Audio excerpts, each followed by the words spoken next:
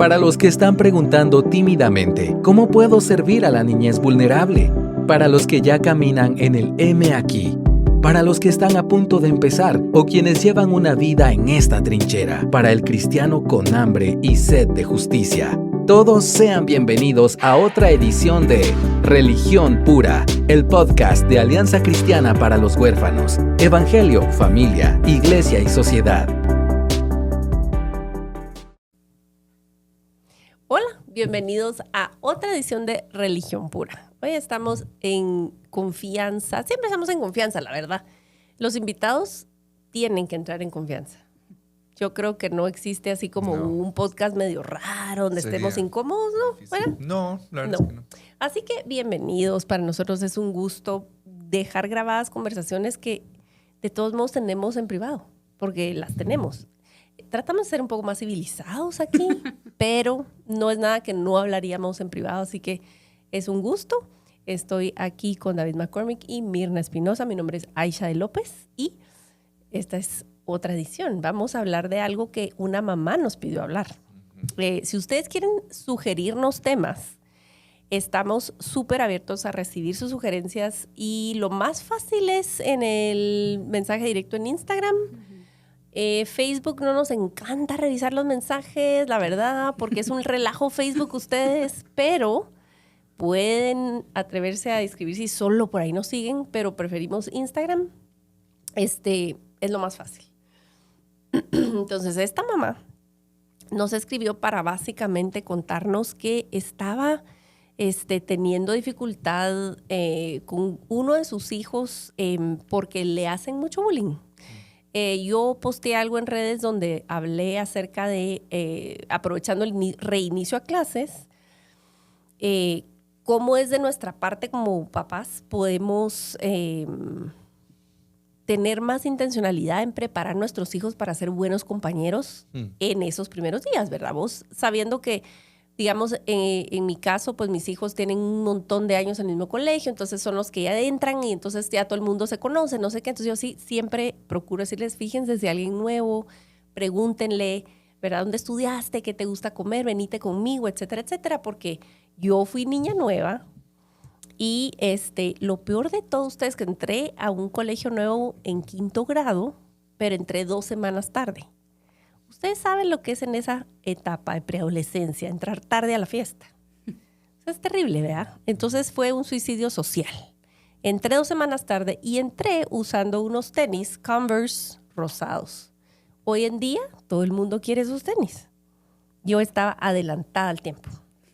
Nadie apreciaba mi fashion sense, ya sabes. Y entonces yo entré con mis tenis y venía de un colegio solo de mujeres, de uniforme, no sé qué. Dije, genial, es mi momento de brillar en mi individualidad, de ser uniforme. Voy a llevar mis jeans, mi chumpalona y mis tenis rosados. Y nadie me habló. No solo nadie me habló, se burlaron de mí y me dejaron sola y nadie me habló. Y cuando mi mamá me recogió, no me recogió, llegué a la casa en bus y no sé qué, y en la tarde mi mamá dijo, ¿cómo te fue? Adivinen qué dije. Bien, ajá. Porque insistí mucho en que me cambiaran de colegio porque mis hermanas pasaron a este colegio, que era medio salvaje, tenía cosas muy alegres, pero era un caso el colegio. La cosa es que yo, sufrí y había una clica de niñas en 5º grado, es una cosa terrible. Y la clica, así como la Mara, pues. Wow. David. Okay. Estoy aprendiendo. Clica. Sí, tus hijas en homeschool se van a ahorrar todo ese drama, ¿verdad? Porque no creo que Andrea les va a hacer bullying. Y entonces, había así como una marita de niñas y la niña más cool, la líder. Era una cosa tremenda, mucha. Ella les decía cómo se vestían. Llegó un punto en que yo me acuerdo que les decía, amarrame el zapato. Vos y las niñas así como las películas así, las de la Marita así de populares y las impopulares, ¿verdad? Y yo así como, híjole. La cosa es que, yo viví ese lado de la historia en 5º grado. Eventualmente lo superé y aprendí y me hice amiga de las populares, digamos, me aceptaron y le hablaba a las otras, pero realmente... nunca terminé de cuajar, me hice una mejor amiga, etcétera, etcétera, etcétera. Pero, ¿cuánto viví que no realmente navegué con la ayuda de nadie, pues? Porque no querés cargar a tus papás o porque no sabes ni cómo explicar qué está pasando. Y eso fue una etapa que te puedo contar, pero en general yo no sufrí bullying. En ocasiones hice bullying también, ¿verdad? Porque soy demasiado, tengo mis ocurrencias y mi carne es mi carne. Y soy creativa y soy naturalmente sarcástica y soy de palabras. Entonces, aunque yo no lo decía en voz alta, el que tenía la par, yo tenía una buena guasa, no sé, le ponía así le daba la broma, el bocón insensato decía, jaja, toda la clase, fulano, sálgase, ¿verdad? Y yo, ¿verdad? Me confieso, en fin. Es parte, pero yo sé que todo el mundo como ha tenido sus experiencias en ese sentido y tal vez compartimos un poquito nuestras experiencias, como yo acabo de compartir, y luego entramos ya como a tu lado de terapeuta familiar y en serio, o sea, ¿cómo abordas este asunto que es muy fuerte y muy triste para un montón de niños, ¿verdad? Vos y sus familias, por ende. Entonces, ¿quién quiere seguir? Sentí tu presión. Cuenta. No, tal vez yo sufrí algo similar. Así que había un grupito y yo quería formar parte del grupito y rechazo, ¿verdad? Así, completo rechazo. Y creo yo que lo que mi corazón buscaba al final era aprobación, ¿verdad? Que ellas me aprobaran, ser parte, que me incluyeran porque eran el grupito de las populares y no sé qué. Pero creo yo que como adulta ahora lo veo y genuinamente no era de poco peso para mi vida, sino que era lo más importante para mi vida en ese momento. Y uno siente que el mundo se le viene abajo cuando es rechazado, cuando es empujado, cuando es excluido, porque para esa edad, tal vez tendría unos 12 años, mi vida entera eran las niñas del colegio, ¿verdad? Sí. Entonces, el recibir ese rechazo de su parte sí dolía y sí era algo bien profundo que incluso creo yo que hasta el día de hoy me afecta. Y creo que es importante tocar el tema porque muchos niños sufren en silencio. En mi caso, mi mamá se enteró porque del colegio la llamaron. O creo que mi mamá encontró algo en mi mochila. Sí, algo así. Encontró algo así y fue por eso que se enteró, pero yo no le iba a contar. Entonces, cuando ella me confrontó, tuve que contarle. Se enojó y como comenzó a actuar, ¿verdad? Pero es muy importante el rol de mi mamá en eso porque actúa en mi favor y en mi defensa. Y también es importante darle el peso a la situación, que no es solo, ay, están chiquitos, no saben qué es, ya va a encontrar amigos. No le hagas caso. No le hagas caso, sino que es algo que sí impacta mucho en ese momento porque generaba mucha soledad y es a largo plazo también. Y algo que veo en las historias de ustedes dos, y me identifico mucho, hay un patrón acá en donde como niños, por alguna razón, no teníamos la confianza, el lenguaje, la relación, no sé, para llegar con nuestros papás y decirles y contarles, esto fue lo que pasó, así me siento, ayúdame, ¿verdad? O por lo menos contarlo.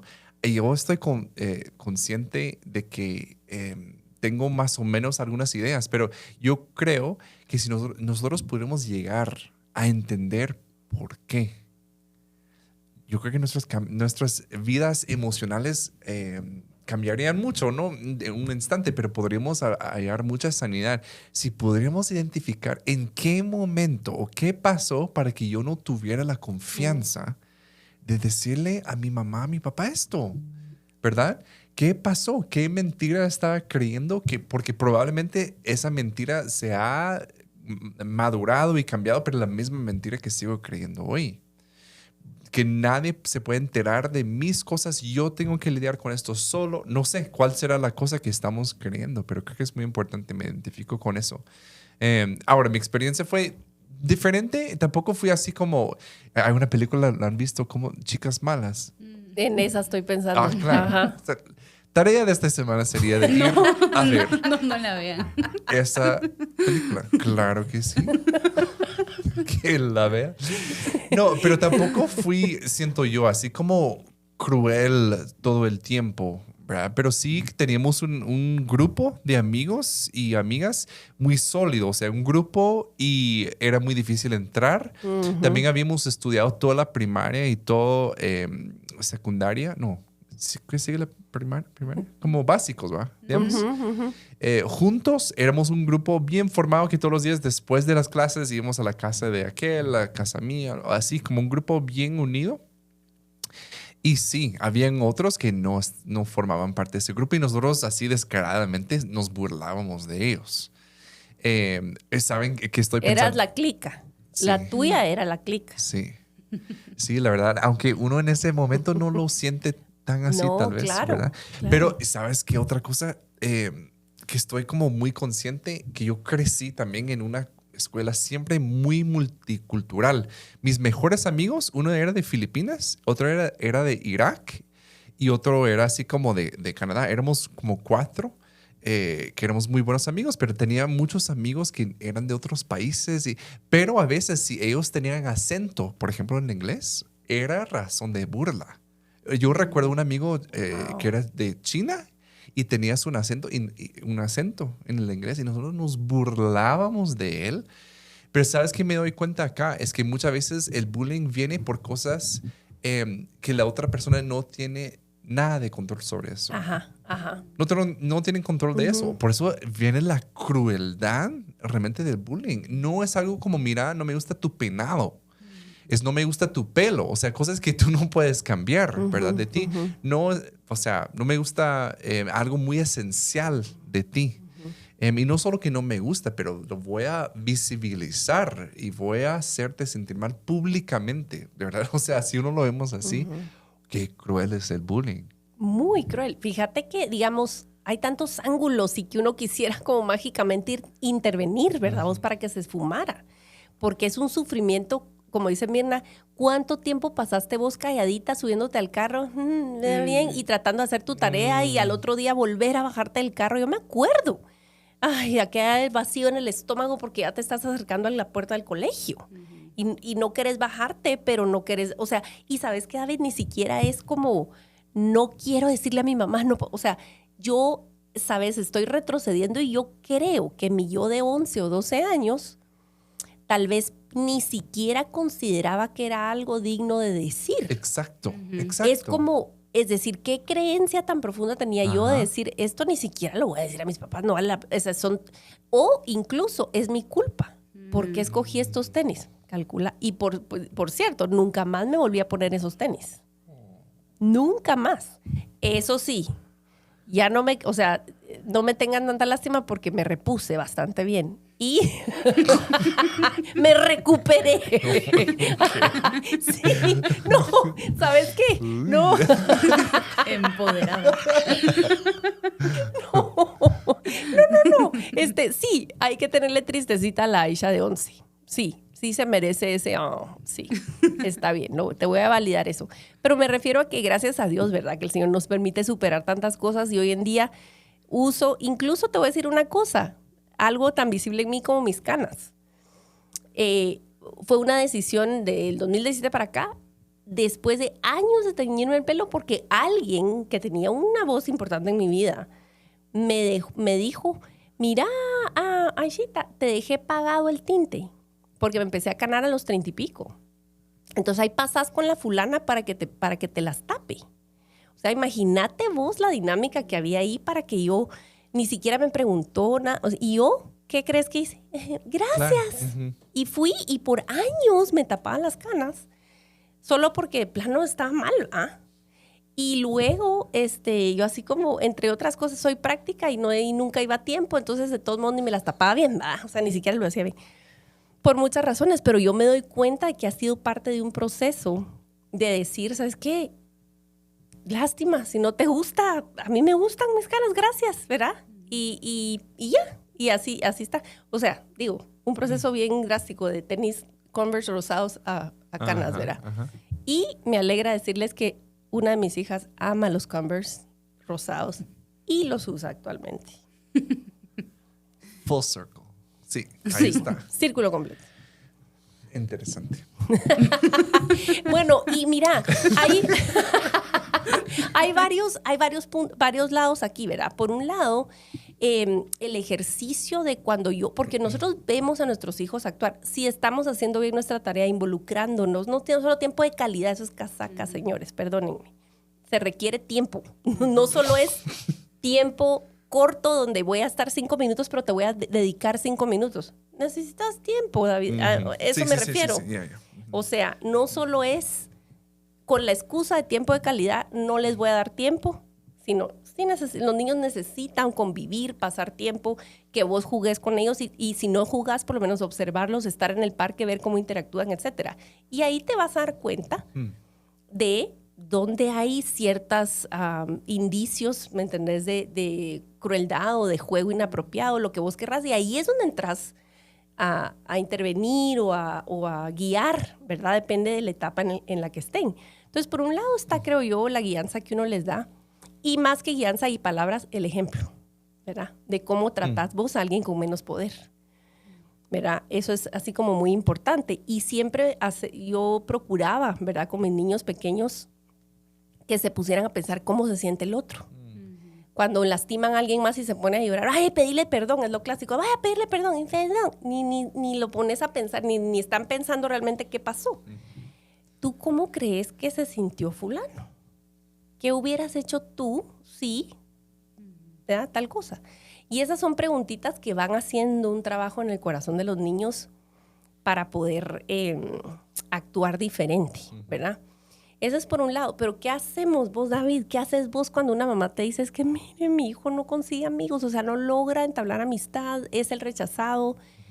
Yo procuro, ¿verdad vos? O yo le digo, ¿qué le decís? Porque qué angustia. Mira, hay una parte, es tan interesante también como el descubrimiento científico también de ciertos trastornos que hace 20 años no habían. Ahora es muy común que si una persona no está haciendo amigos o que tiene cierta dificultad social, pasa ciertas pruebas. Dicen, bueno, tal vez tiene algún tipo en el espectro de autismo.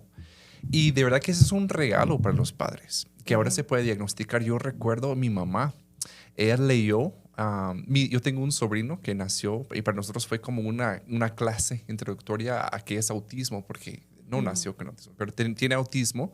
Y mi hermano nos mandó a todos nosotros un libro para que nosotros supiéramos de qué se trataba y era el mejor libro que él había entendido.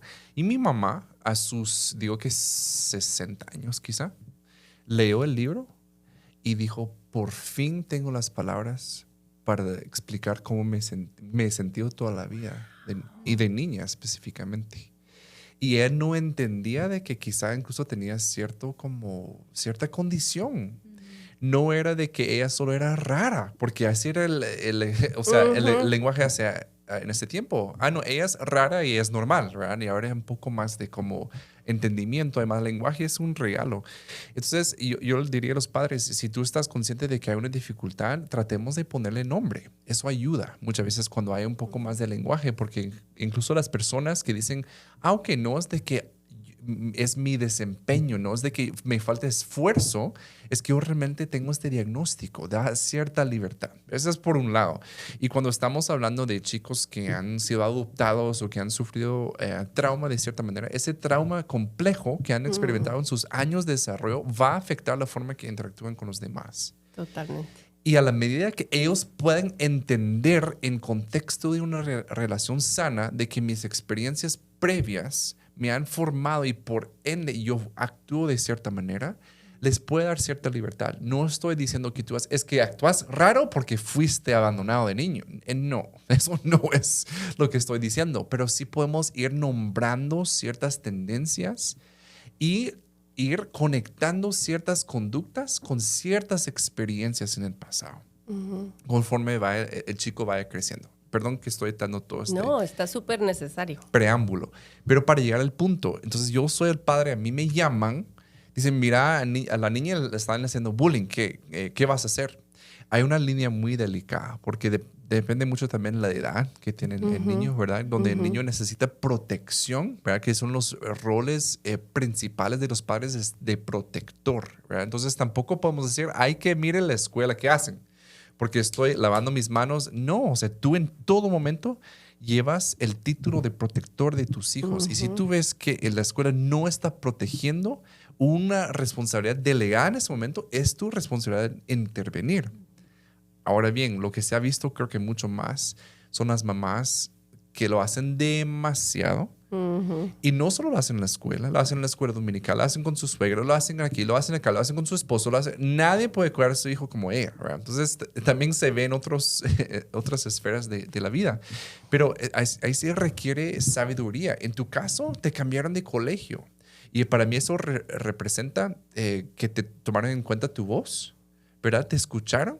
Al mismo tiempo, no conocemos todas las razones por qué cambiaron de colegio, ¿verdad? Porque cada persona tiene sus propias formas de ver las cosas. Entonces, como papás, una cosa también que agregaría acá es que tengo que entender que de alguna manera me estoy tratando de proteger por medio de lo que hago con mi hijo. Y no solo proteger, incluso sanar, incluso recuperar. Entonces, si a mí me bullearon de hijo, yo voy a ser súper sensible a ese tema.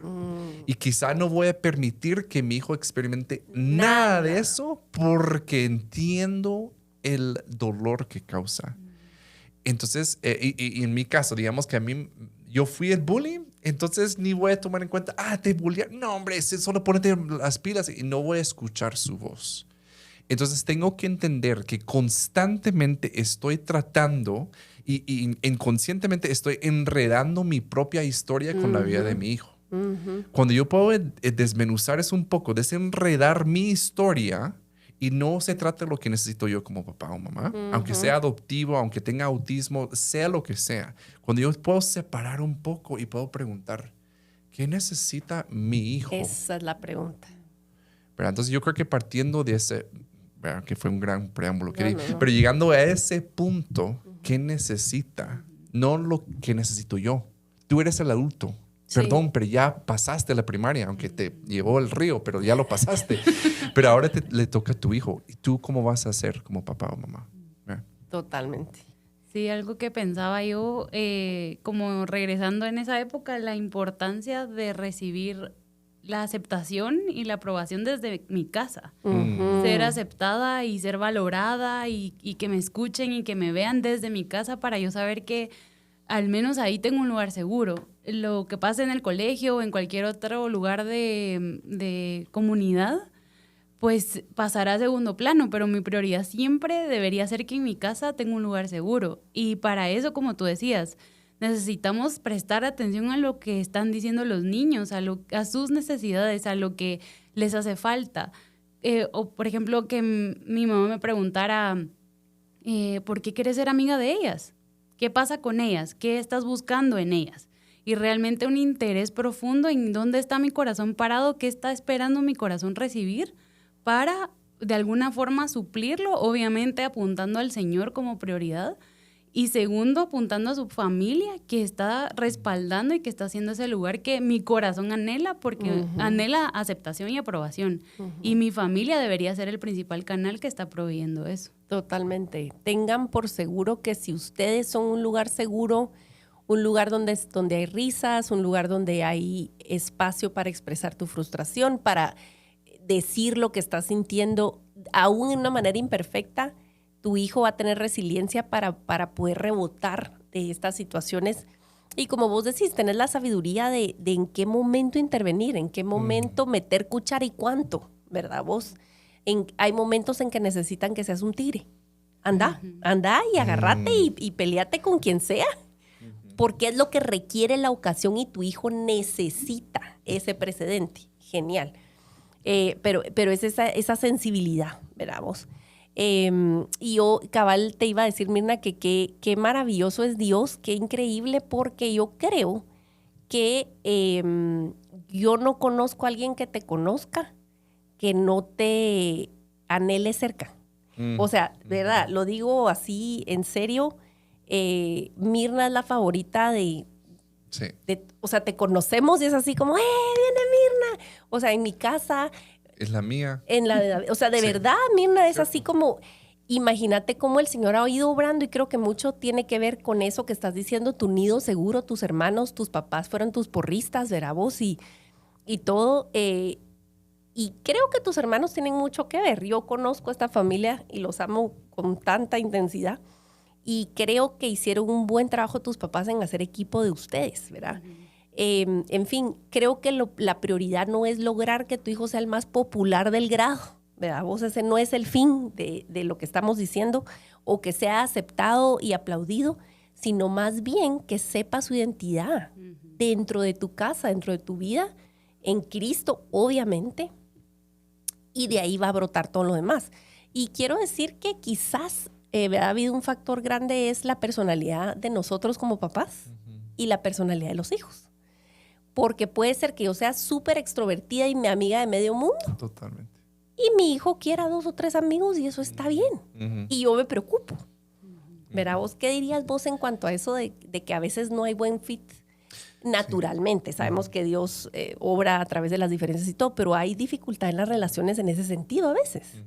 Sí, y regresa a lo que hemos hablado aquí mucho, las expectativas de nosotros, y que nosotros también definamos éxito. Porque ¿qué es éxito a nivel social? No es popularidad. O sea, creo yo que ningún padre diría, o sea, esa es la meta. Y si lo es, o sea, sí es una meta mera enfermiza, porque no estamos diciendo calidad de relaciones, sino cuánta admiración. Y eso para mí es como bandera roja a un par de trastornos que podríamos mencionar, ¿verdad?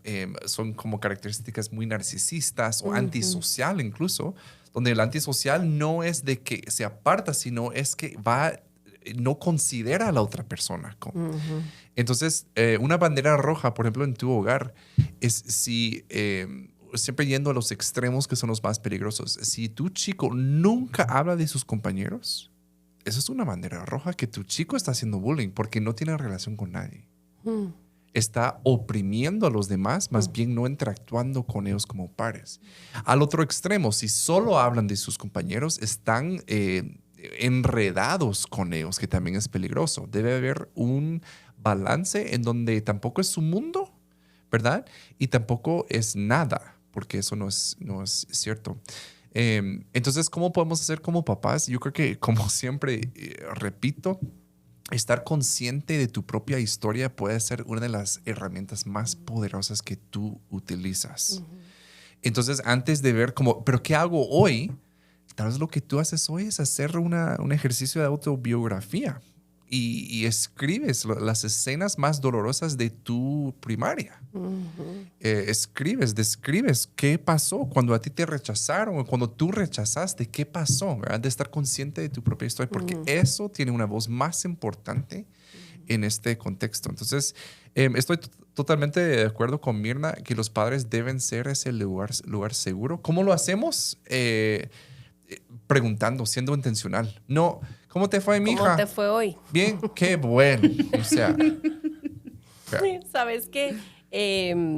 John Hall es un amigo nuestro, un pastor de años y un medio gurú de liderazgo, ¿verdad?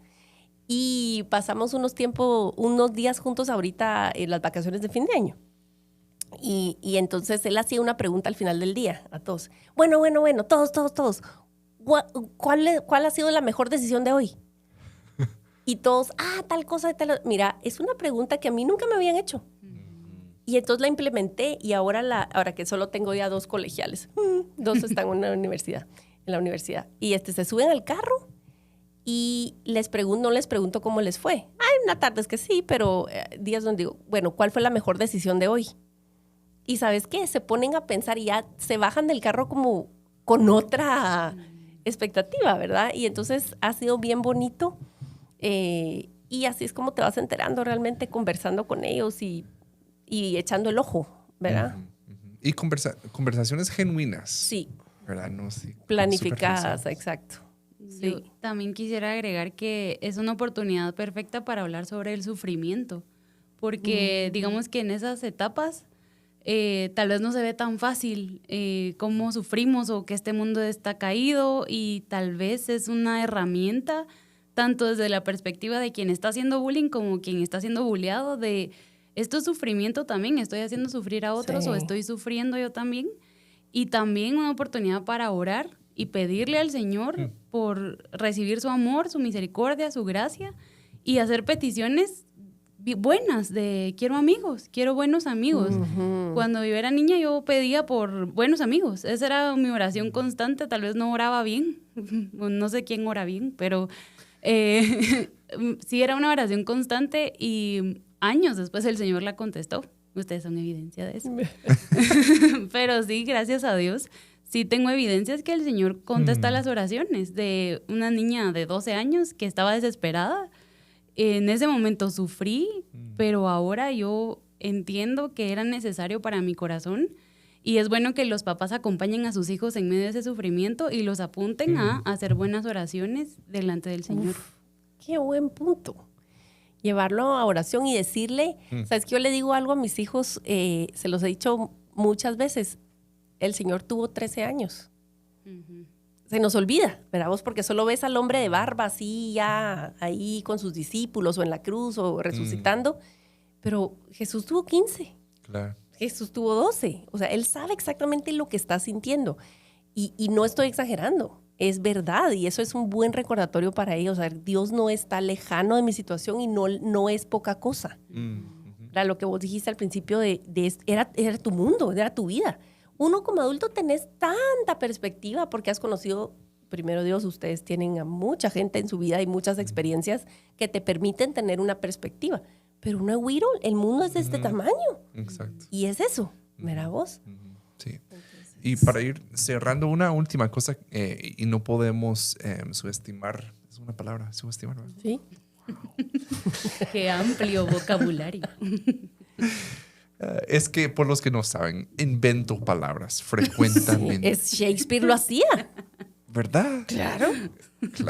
Claro que sí. Aquí se vale. Entonces, no podemos subestimar el poder que nosotros tenemos en nuestro rol como papás, modelando.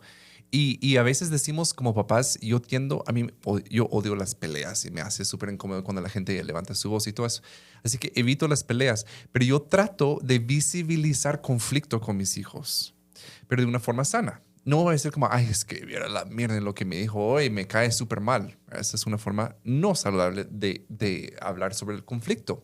Pero cuando mis hijas me han hecho preguntas ya que tienen 8 años, ya están más conscientes de las cosas que pasan, y dicen, ¿pero qué dijiste de ella? Y como, uy, mira, en vez de evitar o en vez de hablar mal, trato de explicar. Porque las estoy informando y esa es la forma que ellas van a interactuar a nivel social. Entonces, podemos explicar de una forma saludable aunque haya conflicto. Porque tampoco, incluso entre esposos, por ejemplo, nosotros como papás, no es como que crean que nunca peleamos. Eso no es saludable, eso es para otro episodio, pero totalmente de acuerdo. O que se vea todas nuestras conversaciones. Y otra vez, yendo a los extremos nunca es saludable. En medio, y a veces nos han preguntado nuestras hijas, mira, ¿pero qué pasó contigo y con tu mamá? Es que no estamos de acuerdo con eso. ¿Pero qué ven? Él no está reaccionando de una forma fea, ni él, ni ella. No se están faltando el respeto. No es de que no se estén hablando o que se estén privando la atención, ¿verdad? Pero tienen un conflicto, lo están resolviendo. Entonces, cuando podemos hacer eso también, les estamos equipando, incluso para interactuar con una persona que hace bullying, ¿verdad? Podemos darles herramientas para poder interactuar con eso. Pero estoy de acuerdo con lo que dice Mirna, orar también, porque uno de los factores de protección más importantes para un niño son sus amistades contra el bullying. Oremos, pidámosle a Dios, Dios provee amigos buenos para mí, ¿verdad? Es una forma que podemos ir hablando a favor de Dios. Sí. Esperamos haber servido no solo a esta mamá que nos escribió, sino a muchos otros que están escuchando. Y no importa que tu hijo, la edad que tenga, siempre podemos reaprender y reenseñar y evaluar, como vos decís, nuestra historia e incluso nuestra situación. Porque, discúlpenme, señores, envejecer es gratis, madurar es otra historia. Hay gente que solo se envejece y son bullies. Siguen siendo bullies. Totalmente. Y redes sociales, ese es otro tema completamente. Pero se ha dado otra plataforma para que los adultos y personas cristianas hagan el bullying de una forma, ¿verdad? Eso podría ser un siguiente episodio. Pero, agota ese tema. Sí. Pero de verdad, les agradecemos muchísimo. Gracias, Mirni, por compartirnos tu experiencia. Claro. Siempre es una bendición. De verdad, es una Alegre. bendición y sabemos que el Señor no echa nada en saco roto, ¿verdad? Todas nuestras historias y para su gloria y la bendición del prójimo. Así que esperamos servirles en una próxima ocasión en Religión Pura. Porque la religión pura y sin mancha delante de nuestro Dios y Padre es esta: visitar a los huérfanos y a las viudas en sus aflicciones y guardarse sin mancha del mundo. Muchas gracias por acompañarnos en otro episodio de Religión Pura. Síguenos en nuestras redes como Alianza Cristiana para los Huérfanos.